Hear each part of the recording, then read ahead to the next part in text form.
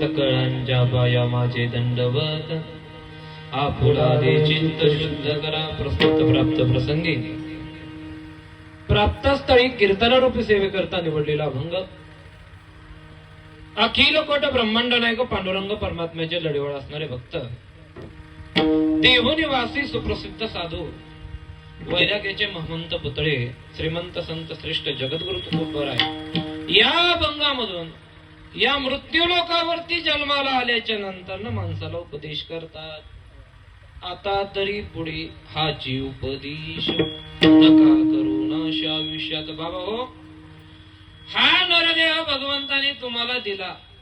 या नरदेहाचं काही करू नका, तुम्ही वाटोळ करू नका, काहीतरी सार्थकी लावा. तुकाराम महाराजांनी कसं सांगितलं? आपल्या शब्दात नाही सांगितलं.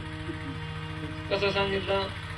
सकळांच्या पाया माझे दंडवत, सगळ्यांच्या चरणावरती मी दंडवत करतो, पण तुम्ही काय करा, आपला देह सार्थकी करा.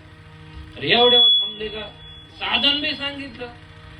हित ते करावे देवाचे चिंतन, त्या देवाच्या चिंतनाशिवाय आपलं मन आणि हे शरीर कधी सुधरत नाही.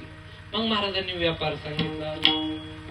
महाराज म्हणतात तुका म्हणे लाभ होय तो व्यापार, पण लाभ कोणता? महाराजांनी याच चरणामध्ये डबल सांगितलं. कृष्ण महाराज म्हणतात तुका म्हणे, महाराजांचं नाव आहे तुकाराम. मग याच्या उलट जर केलं, तुकाराम म्हणत नाही म्हणून तुझा व्यापार सफल होत नाही. सरळ सरळ सांगायच्या भाषेमध्ये महाराज म्हणतात तुम्ही राम का म्हणत नाही, याच्यामुळे तुमचा व्यापार सफल होत नाही. जीवनामध्ये अनेक पद्धतीचे व्यापार आपण पाहतो, पण परमार्थिक दृष्टीमध्ये भगवंतासोबत केलेला आपण जो व्यापार आहे हा पूर्ण करण्याकरता आपल्याला अख्खा आयुष्य या मृत्यू लोकावरती राहावं लागत असत. मग हे आयुष्य किती वर्षाचं आहे? महाराज सांगतात क्षणभंगूर नाही भरवसा.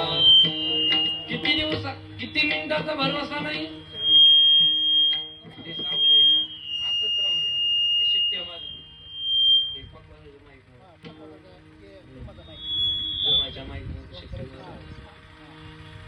महाराज म्हणतात किती आयुष्य आहे? एका क्षणाचं आयुष्य. एका क्षणामध्ये माणसाचा भरवसा देता येत नाही. पुन्हा महाराज म्हणतात अल्प आयुष्य मानव, अल्प आयुष्य मानव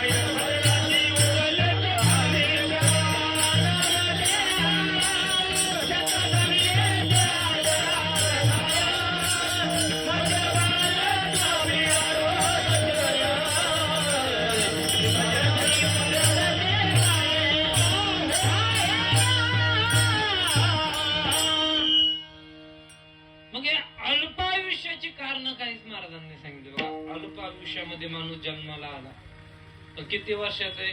100ची मर्यादा दिली. पण 100 वर्ष कोणी पाहत? 100त 1% लोक 100 वर्षापर्यंत जातात, नाही तर सगळे 50, 60, 70 मध्येच खेळ आटपून निघतो. आता आहे का नाही? मग जीवन कसं आहे? सगळं धावपळीचं जीवन आहे. आणि या धावपळीच्या जीवनामध्ये माणसाचा अंत सुद्धा धावपळीमध्येच होतो. धावपळीमध्येच आणते माणसाला टाइमच नाही थांबायला. वेळच नाही. एका दिवशी 3 कार्यक्रम आहे त्यांना तरी 3 ऍडजस्ट करणं लागत ना. कोणाची राखई, कोणाचं दहावी, तो वर्ष श्राद्ध, अशी गंमत राहते बा. महाराज म्हणतात एवढं सगळं करून तुम्हाला सुधारायला आणखी सुद्धा चान्स आहे. पण कधी सुधारता?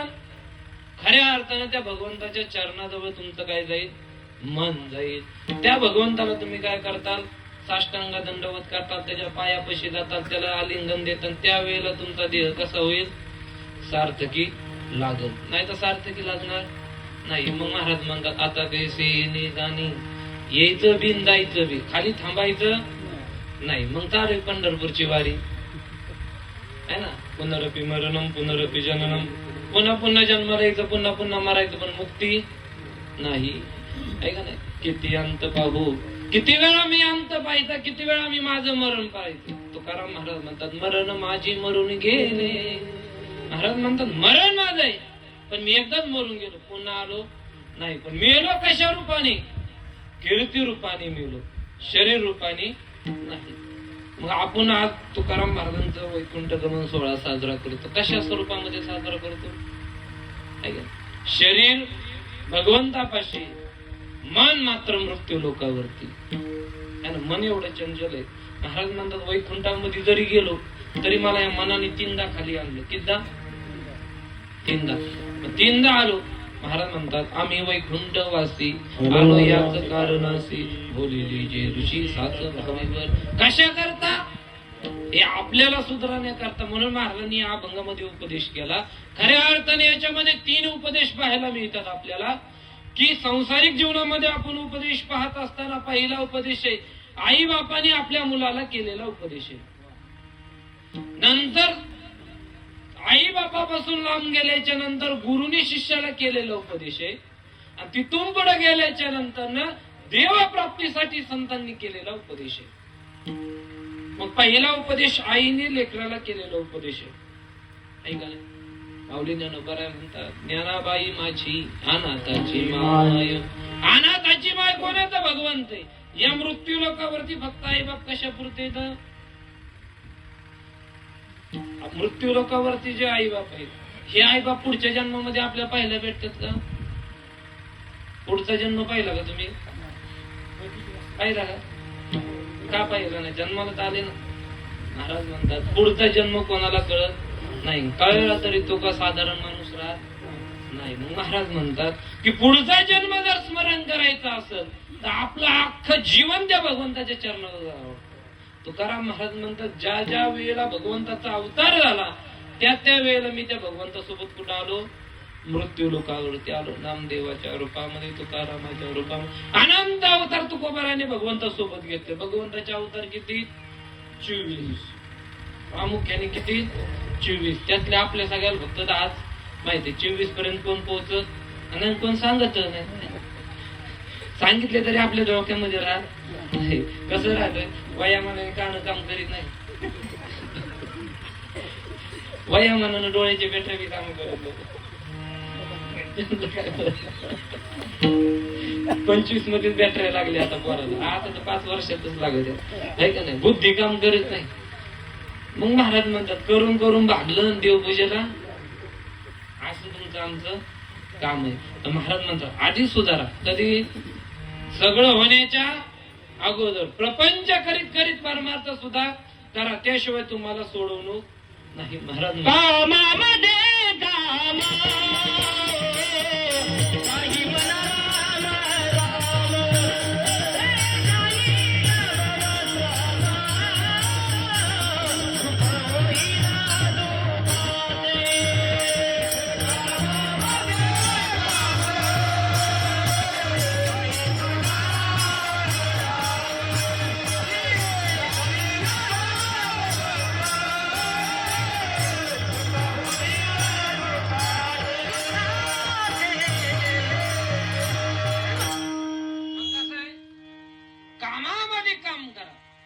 काही म्हणा, कुठं बसा पण राम राम म्हणा. पहिल्या काळातली माणसं येता जाता राम राम घाली होती. येता जाता राम राम घाली होती. आता फोनच आलं. येता जाता फोन होतात माणसाला. असं झालं. कारण पहिल्या काळामध्ये लोक कसे 4 माणसं भेटले तरी राम राम श्याम श्याम होत होता. गावात पाराव चौकात कुठं भेटले गल्लीत डोळीत कुठं भेटले तरी राम राम होता. आता राम राम राहिला नाही. आता लोकांना राम राम घातले येऊ नका आमच्या घरी असं. म्हणून राम राम सुद्धा घातला पाहिजे. राम नाम आपल्या मुखामध्ये आलं पाहिजे. पण राम नामाने काय होतं, हे शरीर सगळं काय होतं सुधरून जातं. नाथ महाराजांनी याच्या पुढे जाऊन हरिपाठामध्ये सांगितलं, कामामध्ये नका म्हणू राम राम. आपण भांडणामध्ये गण शिव्या देऊन टाकतो. भांडणामध्ये सुद्धा तुम्ही काय करा है ना, सर्व काही करिता हरी बोला देता हरी बोला गीता.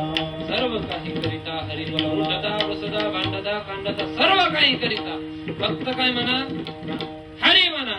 आणि माऊली ज्ञानोबरांनी पुढे जाऊन हरिपाठाच्या द्रुपदामध्ये सांगितलं की माणसाला मुक्ती मिळण्याचं साधन काय जर असत तर फक्त हरीचं नाम आहे. हरी मुखे म्हणा हरी मुखे म्हणा पुण्याची गणना कोण करी. ज्या माणसाच्या मुखामध्ये हरीचं नाम आहे त्याची पुण्याची गणना 3 लोकांमध्ये होत नाही. मग 3 लोक कोणते?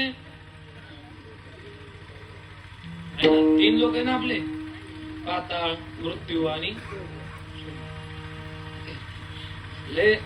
याच्यामध्ये बरेच आता आपण 10व्या वर्ष श्राद्धाचे कीर्तनावर फिरू बऱ्याच बॅनरवरती आपल्या भेटतो स्वर्गलोकी कैलासवासी वैकुंठवासी आहे ना. एका जागा तोंडवासी होत. माणसं काही बी करणार. माणसाच्या मनामध्ये आलं ना माणसं काही बी लिहून टाकते पत्रिकांवरती आहे का नाही. एक जणाच्या 10वीच्या प्रवचनाला मी पैठणला गेलो आणि हसताना कोण होता, साखर कारखान्याचं चेअरमन आणि त्या 10वीचं प्रवचन. मग या प्रवचनाला गेल्याच्या नंतर 2 तास झालं प्रवचन, पण कावळा शिवला नाही ना पिंडाला. कावळा शिवत नाही तोपर्यंत महाराजाचं तोंड बंद होत नाही. बोलून बोलून फेस पाडला पण कावळा काही शिवला नाही. ब्राह्मणाने आयडिया केली घरातल्या प्रत्येकाला बोलू एक एक एक एक एक एक पाया पडा. अख्खे पाया पडले तरी कावळा शिवला नाही. अख्खे पाया पडले तरी कावळा शिवला नाही. आणि शेवट नवीन झाल्या डायरेक्टर चेअरमन होता तेव्हा आला आणि त्याला फक्त ब्राह्मण म्हणला ह्यांचा जीव कशामध्ये गुंतला होता. तो म्हणला ह्यांना ना कमिशन खायची सवय होती. तुम्ही काय करा आता त्याच्या पाया पडत असताना एकच म्हणा, बाबा पटकन शिव 3% कमिशन देतो. बसला कावळा पिंडावर. माणसाचा जीव कशात राहील बरोबर आहे का नाही. माणसाचं मनच प्रत्येक गोष्टीमध्ये, मनाशिवाय माणसाला पर्याय नाही. माणसाचं मन किती चंचल आहे. महाराज सांगितलं मन चंचल चंचल इतकं चंचल आहे की एका सेकंदामध्ये पंढरपूर फिरून आहे. किती नुसतं पंढरपूरचं नाव घेतलं की पंढरपूर वापस आहे माणूस. आणि चालत जायचं म्हणलं 7 दिवस लागले दुधोडीतून. किती दिवस? 7 दिवस. 7 दिवस जाऊन बी देव भेटत नाही ना. असं मनातून गेलं डायरेक्ट देवाच्या पायापाशीच जाते माणूस. बरं गेलं ते गेलं पुन्हा 2 तास लाईन मध्ये बी थांबा. पण मनातून गेल्याच्या नंतर देवाच्या डायरेक्ट पुढे जाते पायापाशी. पण पायापाशी गेल्याच्या नंतर देव आपल्याला कसा मनरूपाने देवाचा चेहरा आपल्या हृदयामध्ये ठसा उमटतो. प्रत्येक स्वरूपामध्ये गेलं डोळ्यात बसतो का. देवाचं वर्णन किती मोठे आहे ना. तुकाराम महाराजांनी पहिल्या अभंगामध्ये सांगितलं सुंदर ते ध्यान सुंदर ते ध्यान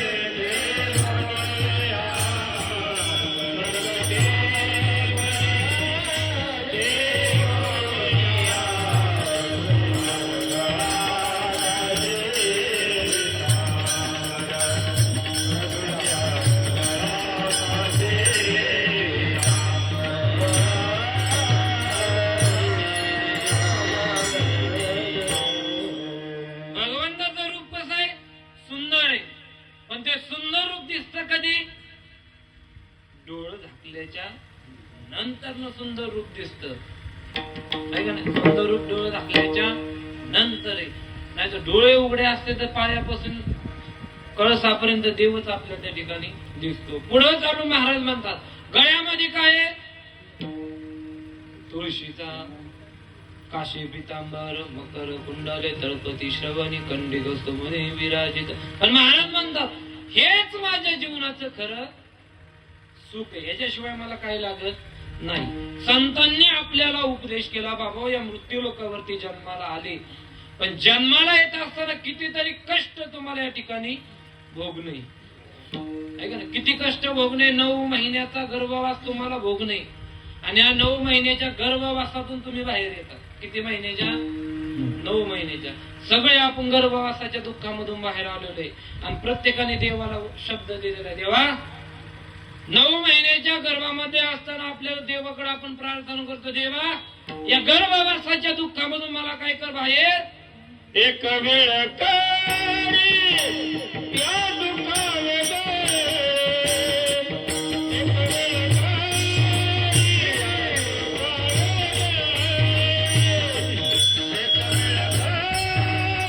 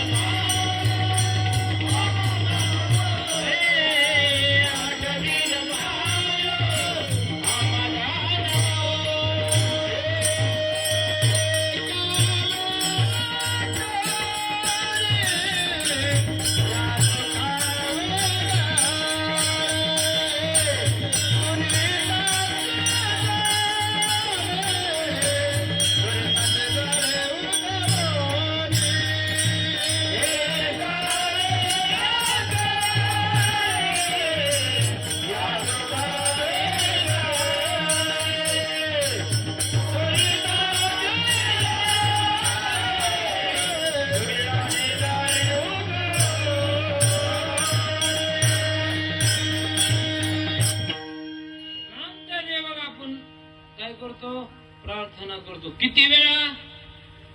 1 वेळा.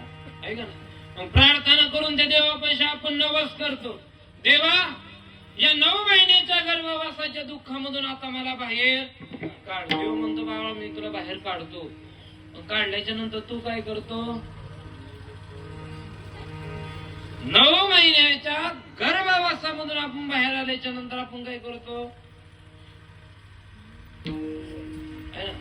आलं की रडायला सुरुवात करतो. रडायला सुरुवात केल्याच्या नंतर मग कोणाच्या हातात जातो? आईच्या हातात जात नाही. मग पहिली राहती माया कोण? आजी.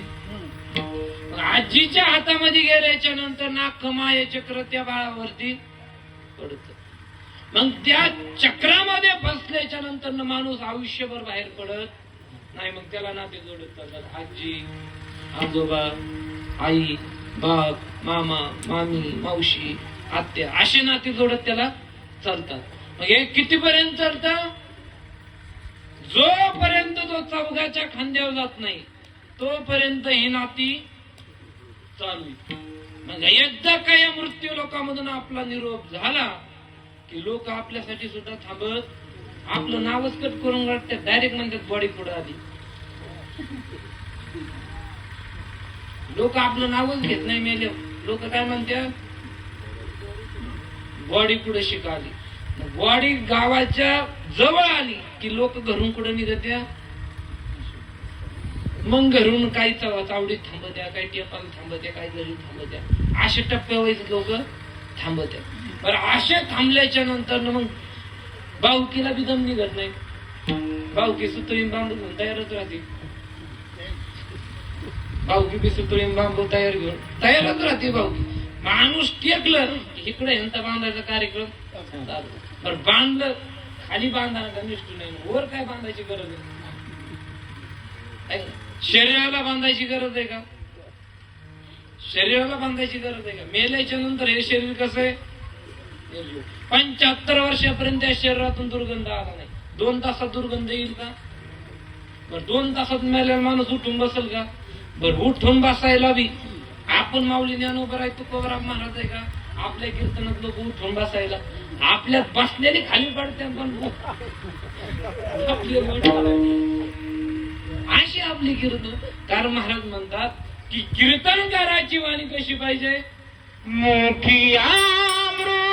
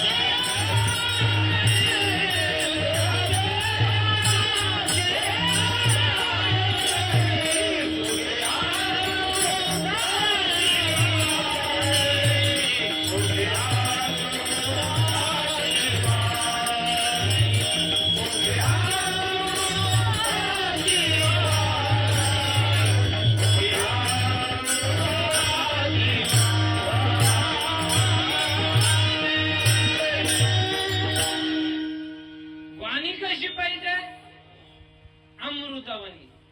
बरोबर का? वाणी कशी पाहिजे? अमृतवाणी. अख्खा देह कशामध्ये पाहिजे?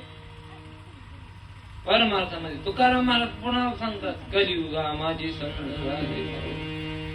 कलियुगामध्ये एवढे संत झाले, जेवढे संत झाले तेवढे बी ढोंगी झाले. 100% जर संत असते तर त्यातले 50% तर असेच आहे. 50% असे. तुकाराम महाराज म्हणतात की बाबा हो, आपल्या घरी 10व्याचं कीर्तन असू द्या, आपल्या घरी वर्ष श्राद्धाचं कीर्तन असू द्या, सप्ताहातील नामयज्ञातील कीर्तन असू द्या, जोपर्यंत कीर्तनकार गुरुच्या मुखामधून एखादा शब्द शिकत नाही, जोपर्यंत गुरुच्या मुखामधून ज्ञानेश्वरी ऐकत नाही, जोपर्यंत गुरुच्या मुखामधून गीता ऐकत नाही, पंचदशी ऐकत नाही, विचारसागर ऐकत नाही, हरिपाठ शिकत नाही, तोपर्यंत त्या कीर्तनकाराची वाणी कशी?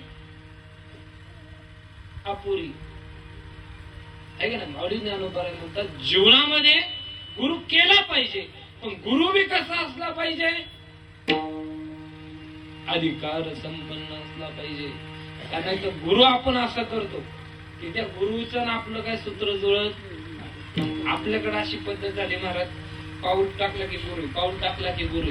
दिवस बदलला की गुरु बदलतोय, गुरु बदलला की चेला बदलतोय, आणि चेला बदलला की अख्खं गणितच बदलतं.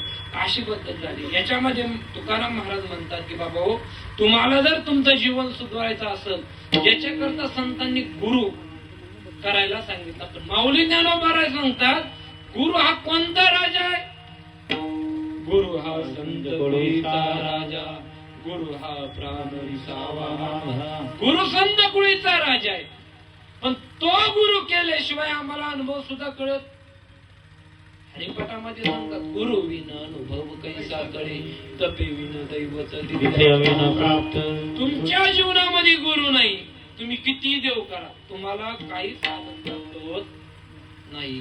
कारण देवाला गेल्याच्या नंतर आपण फक्त देवाच्या मंदिरात जातो, देवाची मूर्ती पाहतो, हात जोडतो, माघारी येतो. त्या देवाचं काही गुण सुद्धा घेऊन येत नाही. मग महाराज आपण आता सगळंच फिरतो. रामाकडे गेलो, काय गुण घेऊ? रामाने दिली ती बायको सोडून. रामाकडे गेल्याच्या नंतर गुण घेतला. लोक अपवादामुळे सीतेचा रामाने त्याग केला. कोणाच्या अपवादामुळं? लोक अपवादामुळे. तिथं जाऊन बी काय आपला फायदा नाही. बरं, भगवान शंकरापाशी जावं तर तोच बर्फात बसते, आपल्याला कुठं ठेवी? भगवान शंकरापाशी जावा तर भगवान शंकर पुढे कैलासावरती. बरं, कैलासावरती गेल्याच्या नंतर सारा बर्फच आहे, तिथं आपण 1 मिनिट सुद्धा राहू शकणार नाही. बरं, तिथून पुढे आलो गणपती पैशी. गणपती पैसे आले. गणपती कुठे राहायला आहे?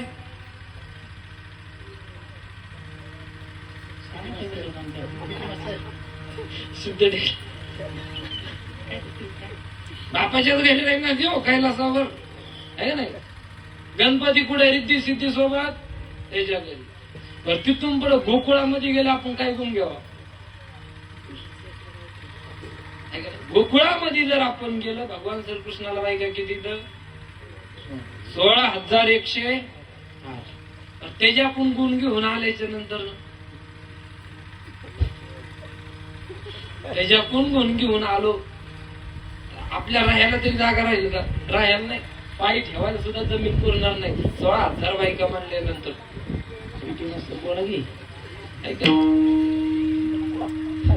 इथे एकच जमून देणार, 16,000 कधी जमून देईल? मग महाराज मला सांगा, याच्यामध्ये आपल्यावरती मायेचा प्रभाव पडला. श्री कोणे? माया आहे. मग श्री माया देवासोबत प्रत्येक जन्मामध्ये आली आहे का नाही? कोणत्या कोणत्या जन्मामध्ये आली?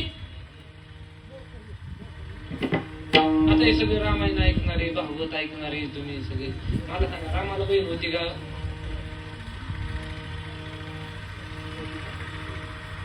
रामाला बहीण होती का? कृष्णाला बहीण होती का?